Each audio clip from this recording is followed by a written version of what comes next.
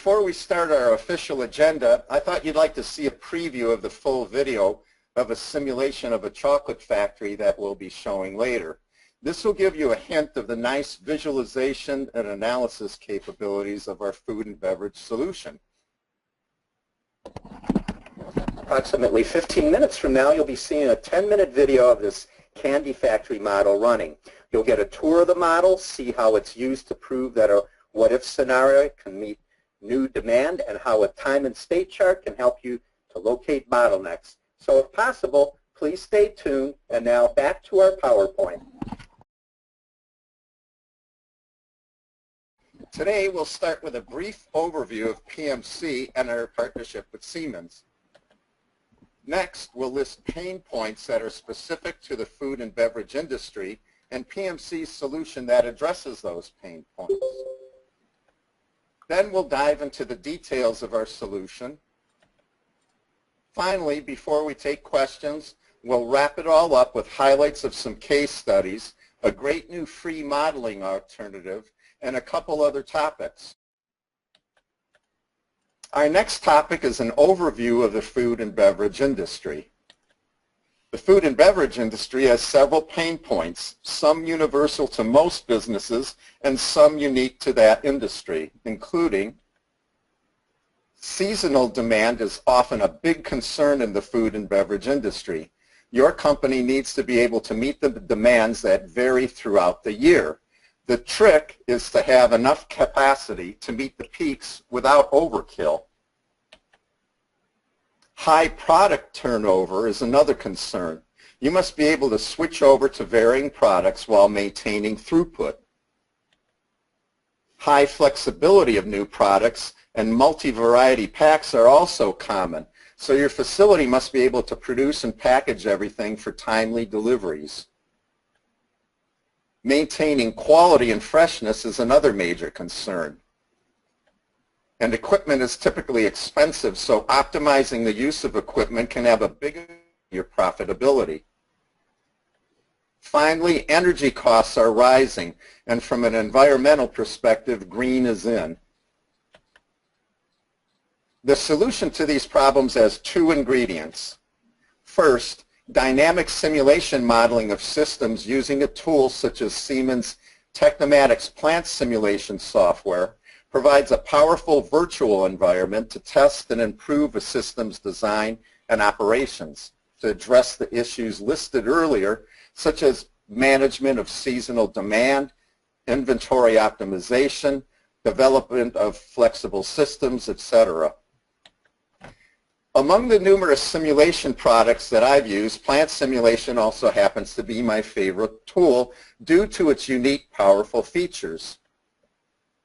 Second, while plant simulation provides a powerful engine to build, analyze, and optimize your processes, the food and beverage library turbocharges that engine by providing objects and tools that slash the time required to build, analyze, and optimize your food and beverage simulation models, and provides a high level of detail and visual realism.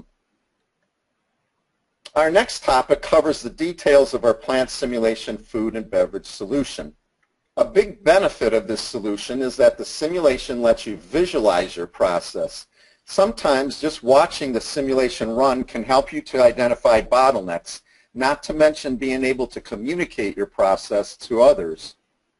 One of plant simulation's many strengths is identifying bottlenecks and breaking those bottlenecks with what-if games.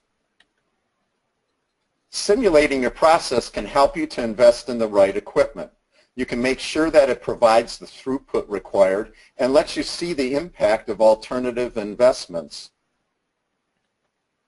The what-if capabilities of Plant Sim let you experiment with and optimize product mix and scheduling. Similarly, the what-if capabilities of Plant Sim in the food and beverage library lets you optimize cleaning strategies.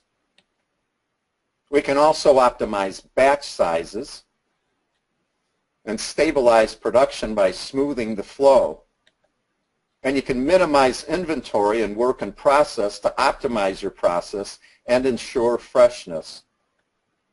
Simulation also lets you minimize waste. Finally, Simulation helps to ensure that capacity is sufficient for future demand. To visualize and simulate your food and beverage process, the Food and Beverage Library provides several industry-specific modeling objects. These objects also slash the time necessary to build a simulation model. Two source objects include fluids and solids into the simulation according to a user-defined schedule. The tank object holds fluids.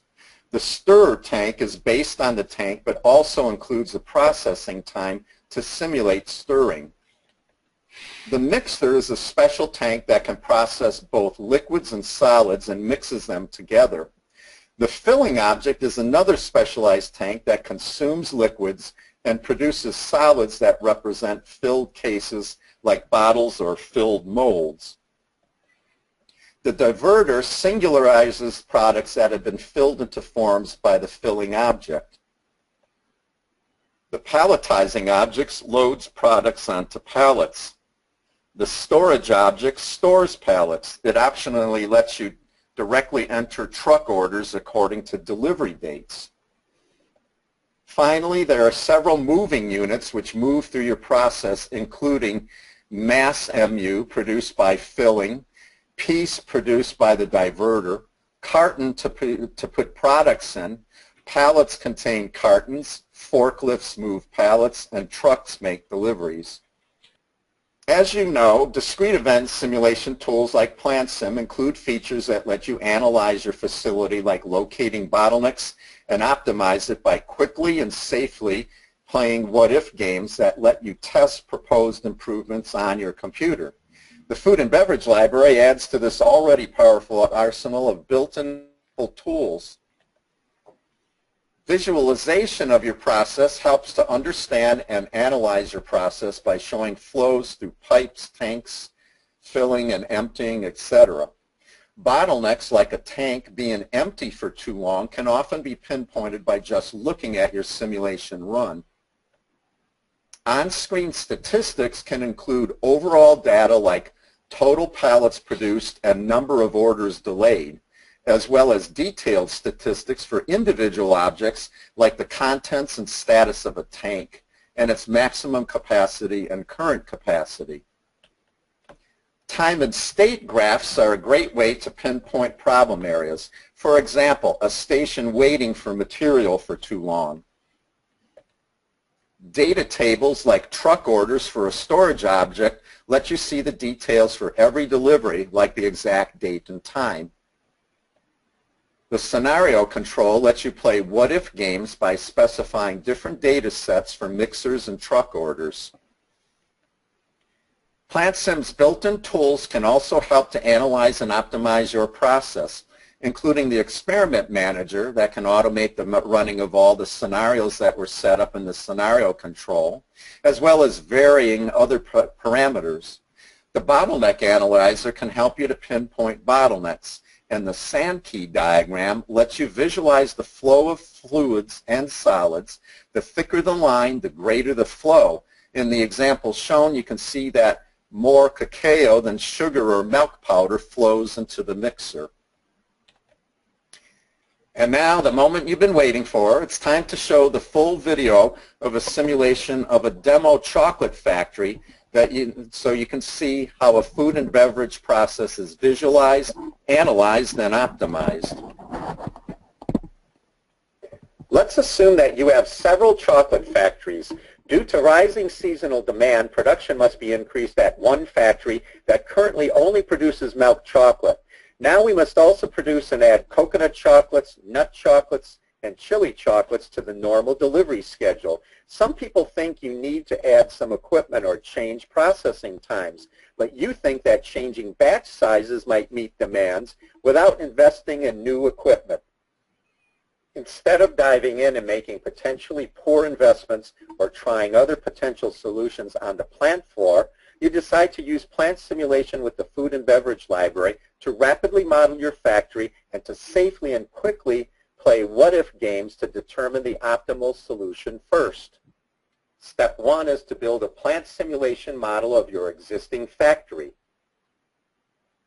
PlantSim's unique class library contains all the default modeling objects and analysis tools in the top 6 convenient Windows-like folders. The Food and Beverage library's objects and tools appear below that. The Material Flow subfolder contains the main Food and Beverage modeling objects. To build a model, you can drag objects from the class library like source fluid to supply sugar syrup raw material in a PlantSim frame, which is a window that contains a simulation model. Since this is the first object in our frame, the Food and Beverage library saves you time by automatically adding standard components after you click OK, like the station statistics chart. Alternatively, you can also click on an object you want to add in the Food and Beverage toolbar, like a tank to store your sugar in. Then you just double-click to edit the default data for an object, like the maximum volume of a tank or the flow rate. To transport the sugar syrup to the tank, we put a pipe between them. Using the model building methods that you just saw, either PMC, you, or an engineer on your team builds a PlantSim model of your existing milk chocolate only process. This is done to serve as a baseline for your what-if process improvement experiments and to verify and validate that the model is correct. Let's take a tour of the model while it runs so you can see tanks filling and emptying, mixers mixing, etc. 3 sources fill 3 tanks with our raw materials for chocolate: cacao, sugar, and milk powder. The first mixer mixes the 3 ingredients by weight according to a batching formula in its input table. Chocolate batch from the mixer goes through a rolling process that is modeled as a stirrer tank, then fills the tank below. Conching is the next process modeled as 3 stirrer tanks in parallel, since it has a long processing time that includes slow and fast stirring cycles. The second mixer is the final step for making our end product. You may remember that our existing factory makes only one product, milk chocolate, so for now only one ingredient enters the mixer. Since the existing mixer can accept up to 5 ingredients, it can be used to produce the 3 other products that we need to make for our seasonal demand. So we went ahead and added sources for nuts, coconut, and chili. Each one will be mixed with chocolate. All 4 products will have their own batching, ingredients, formulas by weight, and processing times. Additionally, since several products are being made, cleaning strategies and times are also inputs. All of these parameters can be changed for process improvement studies.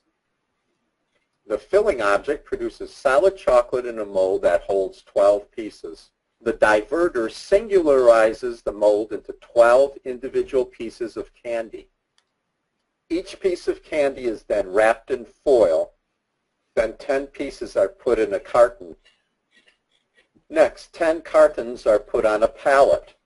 Then a forklift puts the pallet in storage.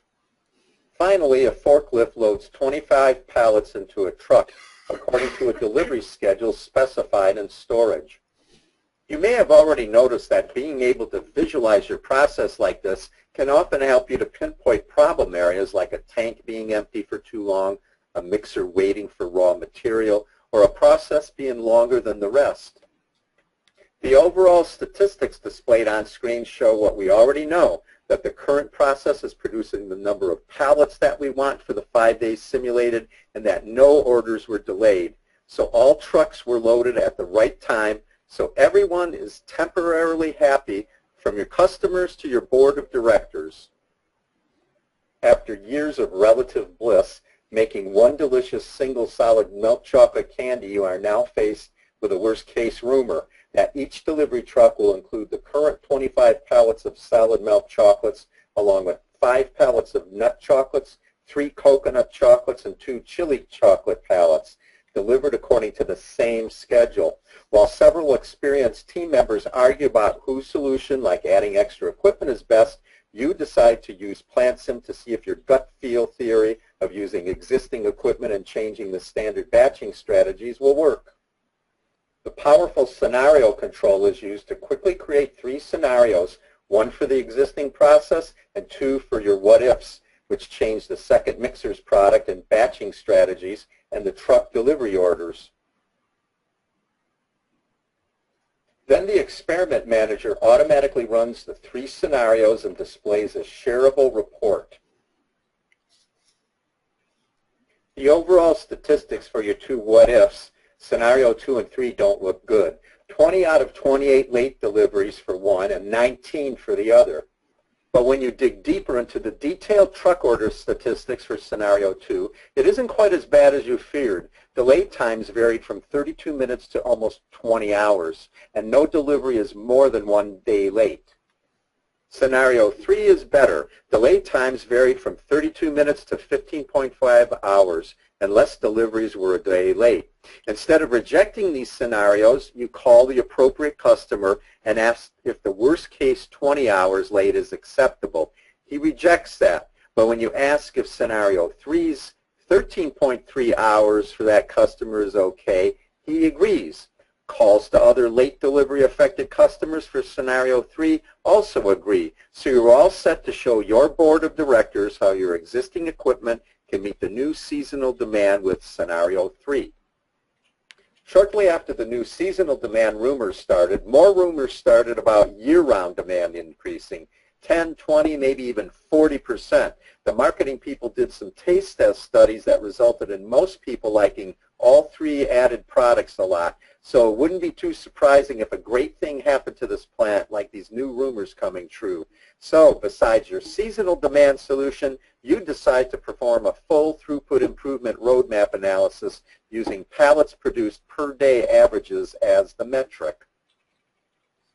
Before doing anything like trying the many suggestions that have been made by others, you look for main bottlenecks first by taking a look at the station time and state chart for the base model. As you can see, the 3 conching stations are doing a lot of stirring work while the mixer that it feeds is free for a lot of time, a classic symptom of a bottleneck.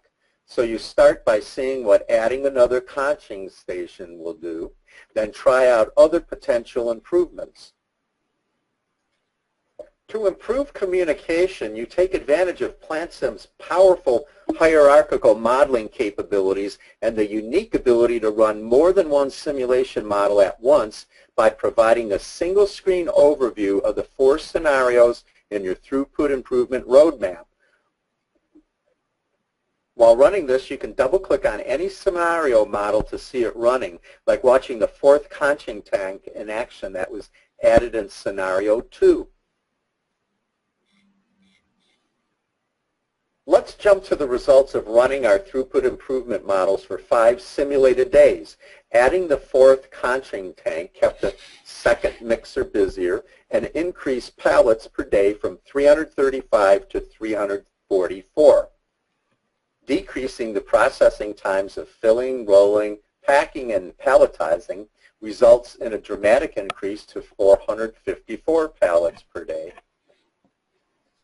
Finally, improving how the conching tanks are filled brings us up to 560 pallets per day, way behind even the highest rumors. So now, for your meeting with the board of directors, you are fully armed with proof that the plant can meet seasonal demand by changing the batching strategy of the mixer without investing in any more equipment. Plus, you can show them a set of steps that can be taken if year-long demand increases. More detailed analysis would have a good chance of coming up with even more efficient strategies. And now back to our PowerPoint slide. And now, before we take questions, we'll wrap things up by looking at the highlights of a few case studies that show how useful our solution can be. Then we'll introduce a great new free modeling alternative and briefly tell you about a couple other nice PlantSim options that you might find useful. In one case, a bottle manufacturer wanted to explore multiple investment options where the magnitude of impact was hard to predict because the return on investment of each configuration hinged on the system's capability to absorb production fluctuations and uncertainties. Automated experiments speeded up the process of comparing the various scenarios. The result was a system that was more balanced throughout time, and throughput increased by 23%. Another study wanted to determine the number of lanes and lane speeds to support modification to an end-of-line palletizer system. This resulted in a system that not only cost less, but also increased throughput by 700 bottles per hour. Another simulation focused on improving the production of ready-to-eat cereal at the packaging area. One scenario that was successful showed that throughput could be maintained by removing a bagging machine, by modifying the system configuration, or by increasing the speed of the conveyors. In another case, simulation showed that desired throughput could be met using one less tank, and so cost was reduced by $543,000.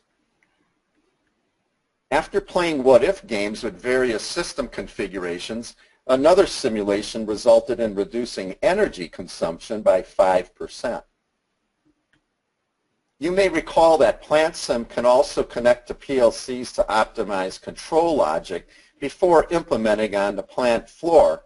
One food and beverage simulation included such virtual commissioning, resulting in a 70% commissioning savings. As of Plant Simulation version 11, TR3, which was released late in the year, shortly before version 12, Plant Simulation now includes fluid objects that let you model food and beverage facilities without the separate food and beverage library that we just covered. As you can see in the example model shown, like the traditional non-fluid objects, the fluid objects like tanks, mixers, and pipes can be viewed in 2D and 3D with the same color coding of ingredients. Both the objects in the add-on library and the new built-in fluid objects model food and beverage facilities. Since each one has a different approach that different types of users may prefer, PMC still supports the add-on library. For example, Plant Simulation's new fluid objects include a unique materials table shown at top, where all base and intermediate ingredients and final products are specified, including their on-screen color coding in one central table that other objects like mixers refer to, while the food and beverage library's mixer objects specify ingredient details within that object, as shown in the mixer's end products table at the bottom of the slide. If you decide to model your food and beverage facility with PlantSim, PMC can help you decide which approach to use. The cool thing is that you have a choice. You've seen the benefits and return on investment statistics of several individual food and beverage simulations. This slide shows the average return on investment experienced by 600 plant simulation users in a wide variety of industries. The results include a 12-to-1 value-cost ratio. I've personally witnessed this kind of return on investment in projects that I've been involved in. As you can see, Plant Simulation's open architecture allows it to interface with nearly any other software product, including databases, spreadsheets, factory CAD, even PLCs on the factory floor. If you currently use or plan to use Teamcenter, then you'll be able to share any PLM data that resides there, while maintaining the advantage of keeping current data in one place. Besides the food and beverage library, other libraries are available for PlantSim. The warehousing and logistics library provides numerous objects that slash the time required to build a warehouse model. Visualization includes informative 2D icons and realistic 3D icons. The value stream mapping library lets you build, visualize, and analyze your process in value stream mapping format.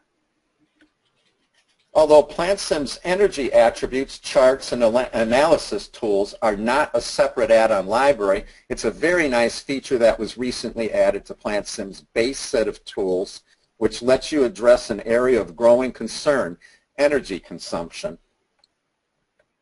Other libraries are also available that provide specialized tools.